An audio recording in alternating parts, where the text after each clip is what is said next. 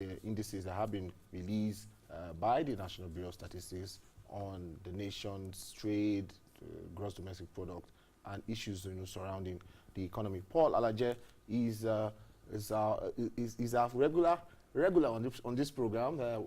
Welcome to the program. Paul Alaje is a lead economist at SPM. Thank you so very much for having me.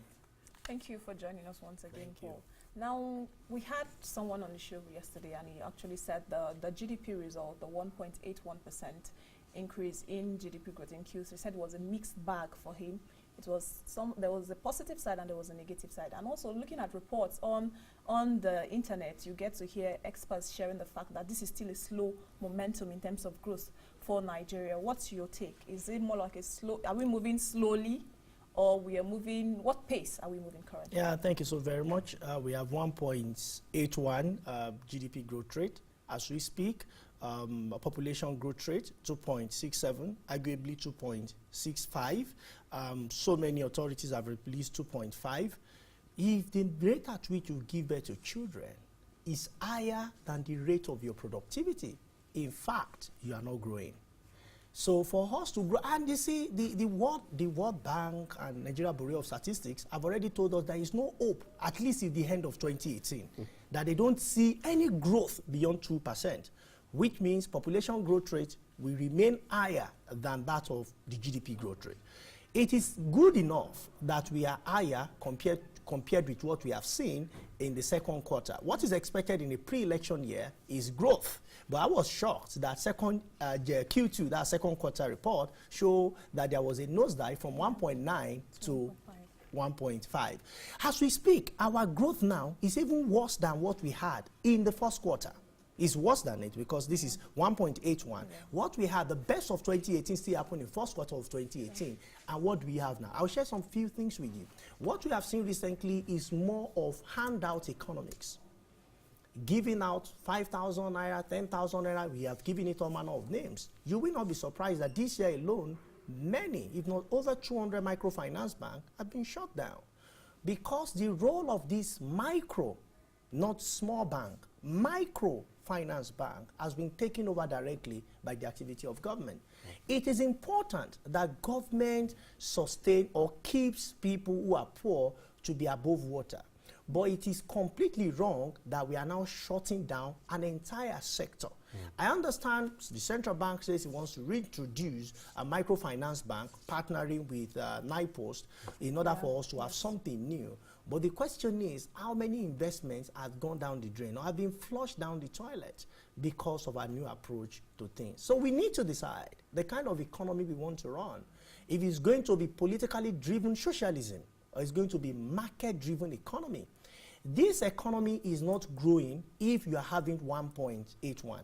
What kind of economy do we want to see? Do you want to see an economy that has single digit, or you want to see an economy that has double digit growth rate?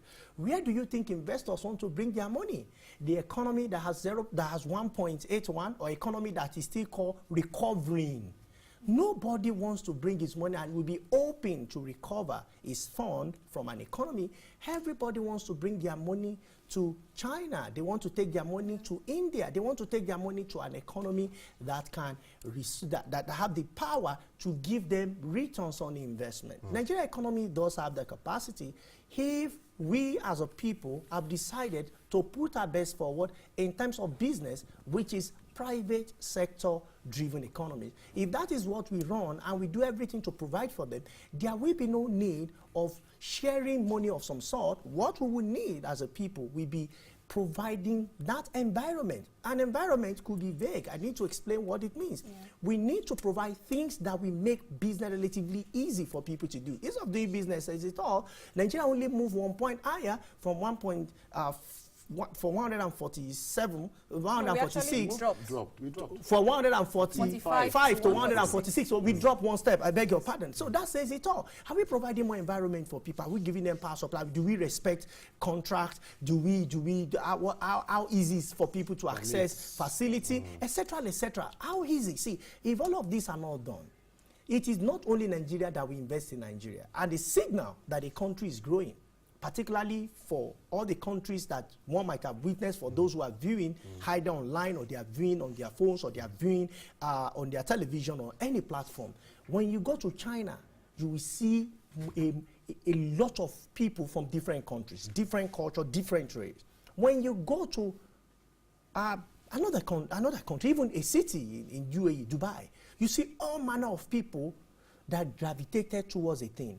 But when you come to Nigeria, you'll be looking for those who want to invest in this economy. And if these people don't invest, say over 60% of investment in China are not owned by the Chinese, they're owned by foreigners. The same with what happened in what's it called now, United Arab Emirates. Over 60% of the investment are not owned by them. So CBN is saying, let's increase interest rates so that we can have a more investment flowing. But what type of investment are we receiving? Is portfolio investment, not really investment. Why? Because the fiscal arm and the trade arm must do what they must do, which includes power supply, which includes infrastructure, which includes education. Because how do I come to your country and most of your population are not educated? They don't understand global economies. They are not going to employ us. Let me interject here now. You spoke about the government handing out 10,000. How our economy is basically an economy of handouts. Now, can it be said that perhaps some of these policies that are being brought up by government, they don't understand the implications of these policies on the economy? I don't think so. I don't think so. You see, it's easy, and we Nigerians have not also helped those that are leading us. When we say they should read what they want to do, they say we want to share money. And government aside, you see, Nigerians have said, particularly young people, what is the problem with our leader, quote and unquote?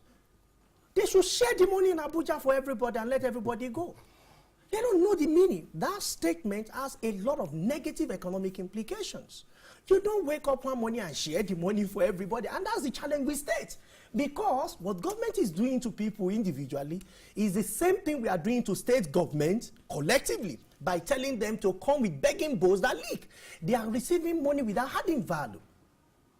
So what they do to the money is to perhaps go to their state, service many recurrent expenditure without something tangible. This does not affect all states, but I beg to say that majority of our states, and that is why many states seems not to be viable. There are revenue that states could collect. There are revenue that they could generate. There are development that states could embark on, and it will be visible for us to see. It will show in terms of employment. It will show in terms of growth at the state level. And we can also further bring this down to the level of local government. But this is not what we see. Now, it is not, I'm not saying that we should not support people who are less privileged or who are poor. That's not what I'm saying. What I'm saying is that cannot be a top priority for us as economic policy. What will be top priority for us as economic policy is this. Look at the exports for agriculture, for instance, which went down by over 40% compared to second quarter. What do we do such that we're going to improve our export? Such that those who are buying our product and those who are producing here can produce more, and we have more market to buy. Again, what do we do again? Such that leather that are coming from Kano can have a market in Aba. Then Aba people Aba industrialists can convert that to shoes. And people in Lagos can wear those shoes. The people in Lagos can provide you with banking services. What I'm saying in essence is, can we create an African economy? Because what is an African economy? How is it integrated into global economy? We cannot complete production, the cycle of production of a cup without going outside the country. You want to see where will the machine come from? Where will the ink for the paint come from? If you want to treat water, where will the treatment come from? As common as treating water. Now we have water everywhere, but there is a scarcity of water in Lagos. Now with water everywhere, the treatment, converting raw water to drinkable, odorless, tasted water, where will it come from? Is it made in Nigeria? Is it made from abroad? And listen, we have this kind of growth. The question we've not asked ourselves is, what are the things, countries that have better growth than Nigeria doing? Before now, we talk about crude oil. We sell crude oil. And you saw that kind of growth in 2013, 2014, and we are happy. Crude oil prices is going down. It's not stable any longer. And because it's not stable, we are now celebrating. We are now even celebrating that, oh, the non-oil sector, grew more than the oil sector. The question is, if the oil sector had grown, our growth would have been more than this. Because the oil sector is not growing in all realistic, not visible fact, that is why our growth is similar to that of snail. We are crawling to grow. We are snow walking to grow. So what you have is this. We should ask ourselves, what is China doing to grow? What is India doing to grow? What are these countries doing to grow? Can we adopt the same thing? The prayer truth is manufacturing. Africa as a continent, I've said it time and again, is not caused to be the food production hub of the world. It's not true. America once believed they were the food production hub of the world in the 17th century. The United Kingdom believed the same. China was once the food hub. Asia, food hub of the world. Today, because many of these people understand there is more revenue in conversion and more employment in conversion, lower inflation in conversion, production, more respect with conversion. Africa is still told till today to remain with agriculture. You see, many have government policy. If Nigerian leaders speak and that of Burundi speak, you will not see so many differences. It's that of South African and that of Egypt. When they talk about their policy centered around agriculture, they will not be so much different. Nothing is wrong with agriculture. If your agricultural program is going to be tailored towards conversion, that is from farm. We are seeing how it will move to the manufacturing sector, and that will be converted. It will have impact on service, it will have impact on manufacturing, it will have impact on different levels. But we cannot diversify. And this is the lie, the economic lies. But with all of these that you've listed, you don't want to become afraid. What are you looking at for the fourth quarter? What are we looking at? Well, I'm looking at, because with this figure that came out, I'm looking at something lower than 2%. So I will keep behind what Nigeria Bureau of Statistics and what IMF is saying about Nigeria, that we have lower than 2%. But will that be satisfactory? Of course, everybody knows that it's not satisfactory. And that is why I say that Nigerian people and Nigerian government need to know that you cannot diversify from primary sector to primary sector, and this is very important. Primary sector is crude oil. Agriculture is crude oil. You cannot diversify from primary sector to primary sector. You diversify from primary to secondary or tertiary. You talk about Singapore. It was from primary to service. And in between the process, they took manufacturing for granted.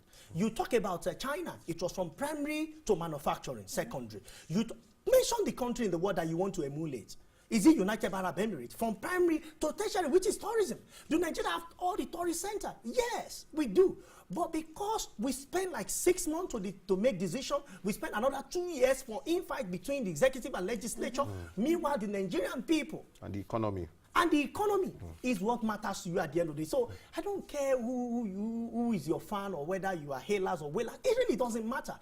At the end of the day, how many jobs has this economy created? And how many jobs has this economy swallowed?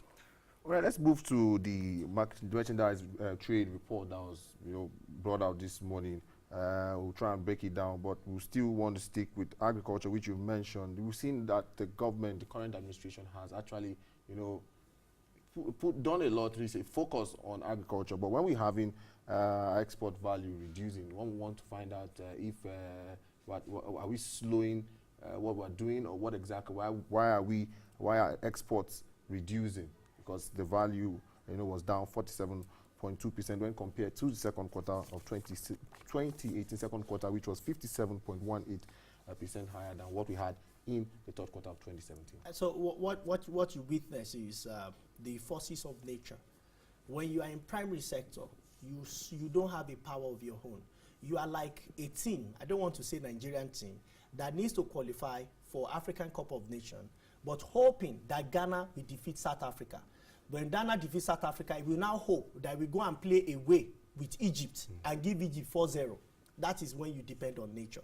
Agriculture, there was a major disaster during last quarter, a flood that affected most of our, particularly in the northeast, and also northwest. So, and even the north central, the northern regions generally were affected. And you know, it extended to some part of southern region, but not as impactful as it affected those in the north. And this had a lot of implication on force majeure, Hancock borrowers program, which the minister even had warned us, the Minister of Agriculture, with due respect, had told us that we might be witnessing some level of scarcity, maybe in rice. He mentioned where the food produce that we might be experiencing that. So, see, if this is how we live our programs and we say nature should be the one to determine, then our output will reduce. If output reduces, the part of your output you are going to export anyways. And that's what so has if your happened output that's what has happened. We're in fourth quarter.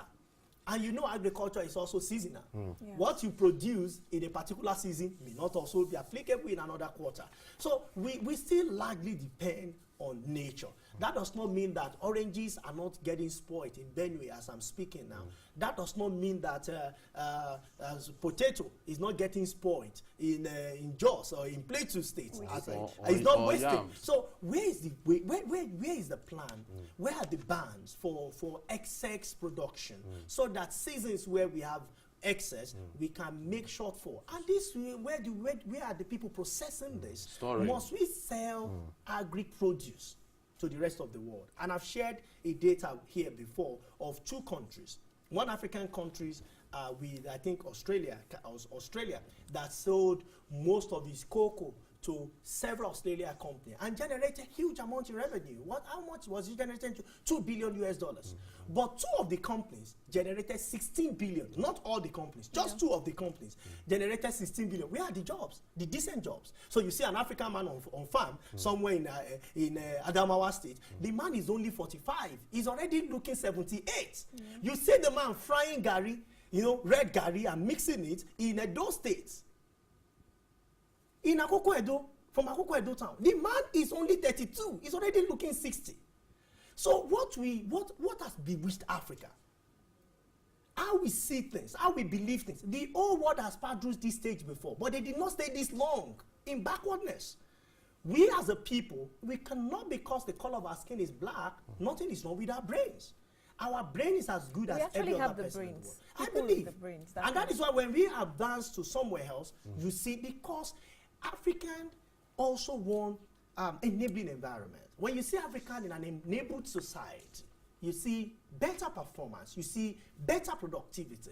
But when an African comes here, even if a non-African comes here, and he doesn't want to be corrupt, and he tries as much as possible, definitely his performance cannot be as such as those that are out. So generally speaking, macroeconomic variables must be intact for Nigerians and indeed Africans to perform better than they are doing this moment today. Still staying with the foreign trade report from the National Bureau of Statistics, one particular part that struck me was the part of the solid minerals. Solid minerals export value in Q3 decreased by 51.9%.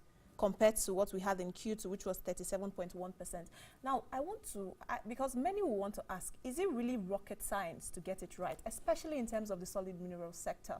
Or do we need a magic wand to be waved over the sector, considering the fact that Nigeria is blessed with so many natural resources? How can we harness this resource? Or is it political will? Because there's a lot of confusion around how we want to diversify the economy and we are still relying on oil. Even agriculture, we are not doing so well from what these reports are saying. Some persons will not like to hear, we need to disintegrate our economy. Our economy is too centralized. If you want to mine on shores of state, you still need federal approvals. If private sector wants to mine on the shores of state, it still requires federal approvals. And you don't mind by saying you have something under the ground. It really doesn't make any value to you until you have industry, you have companies, you have private sector persons who are interested in that thing, and you can negotiate very well to favor your people and to favor the company at the same time, so that it's not selfish. How many of these people are we bringing? Now, some things are easy, some things are not easy to do. The statement I've just made to you is not going to be easy. Nigerian leaders and Nigerian people have to be tougher. How do I mean? It is easy to raise bond. You can call it green bond, you can call it all manner of bond. Because your integrity as a nation is at stake, people will be willing to give you money. And that's portfolio investment. Yes. But for you to come to our country and say, hey, we have gold in there. We don't have the technology you do. But we want you to employ 60% or 70% or 80% of your employees must be our nationals. Why you bring your technology and go in there and mine it? We collect royalty and other charge that government is legal for government to collect. And we also support your business by giving you, say, power supply. Yes. While we say we are going to give you a discriminatory power supply for you to grow. We can do all of that. We have power right now to even do all of that at a point. India did not have regular power supply. But India was consistently supporting this the manufacturing sector, conversion sector. India was consistently supporting them such that they grew. And guess what? When they grow, will there be more money in the economy? There will be more money. Will there be more jobs? Yes. Will there be more tax for government to collect? Yes. Will there be growth all under? Yes. Will it lead to development someday? Yes. Will export improve? India is the top major exporter in the Q2 report with 15.76%. That's the for point. Nigeria. But see, India has more poor people than Nigeria. But for people who are watching, check barefoot.org. Women who knew nothing, who were as poor as those you see in Arkila, you see as Popo Yemoja, you see as that's in Sokoto State. In Sokoto State. Those that are as poor as those that you see in Oron, you see in all manner of places in Nigeria. They were there, even more in number. But India understood what is it that the world needs. The world is talking about solar panels. Yes. How are we going to make solar panel? Is it that a machine assembles those things and suddenly becomes solar panel? No. India put the women forward. With the support of CSO, with the support of government, and all concerned. And you start seeing women, they started arranging what we now want to buy with thousands and millions of naira to put in our homes. Today, you no longer see poor women. You see skillful women. So we need to empower more We women. need to empower more women. We need to empower more. For what you see, there is nothing that you see that is not act of nature, that has not been created by humans. From the table we have, even humans have to meet woman for another woman to come. That's how God, the Almighty, has permitted woman. That's So how powerful human from is. nature to human transforming. Exactly. How many can we transform? So what is under there, the meaning of the report you have seen is that we have less transformation of what we have from nature has given us to what we can buy. And those who are gold, transforming are moving up in indices. They are moving up. People that are doing it, the world is not waiting for us. The world is moving on. It's so bad that in our generation, for the three of us, it becomes more fashionable for any of us to not want to give birth in Nigeria. Not because you heard that 3 of your neighbors' children died in the hospital. That's not it, particularly those that live in the city. But because you just have the inner pride to say that my child is also a citizen of this country. Well, talking about that, don't you think the nature of the country also has not been so favorable to Nigerians? Talking about infrastructure right now. I understand infrastructure. But till we get it right as a people, we must keep believing in this country. And we must not keep quiet. We must keep believing. Government will do all the effort. I'm not saying government has not generated jobs. I will say this. Government might have created jobs. But if government is creating 20,000 jobs, 10,000 jobs, and unemployment figure is talking about 40 million. 20 million. It's like a drop in an ocean. Let's quickly. The merchandise report definitely it rose. Total export value 4.8 billion in the third quarter. But we also have a situation where we are still all dependent, even though the indices went down. And now we have the issue of cuts coming. What are you looking at? As we round up, I don't want to say it's not the things we may see ahead may not be very palatable. In 2019, I don't want to say it may not be very palatable because of the court and all of that. I hope that ends soon so that Nigeria can be back in what is supplied. From that report, it was 1.9 million barrels per day. We don't know by how much that would be impacted negatively or in terms of reduction. But for me, I think you want to do 1.2 now. 1.2 is which is a major story. It will impact if the because we say we are 2019 budget has not been submitted. But you might see changes in 2019 budget if it has not been submitted. If not, you are going to see even more deficits. 2019 budget is saying you want to borrow less. And because you want to borrow less, the total figure of budget in terms of expenditure is also reducing. This is even when it should be increasing because you are struggling to grow. Now the so major now that revenue revenue is going down, the only other option you have is debt. And in debt, we are stuck sort of. Why? Because the debts to debt servicing to revenue is huge, particularly for federal government. If you look at the entire federation, it's also huge. So for me, we may not be saying, I only pray that the best, those that are in economic team, they will look at this figure and be proactive. Begin to see and how we do can something they can manage the situation, because it might not be looking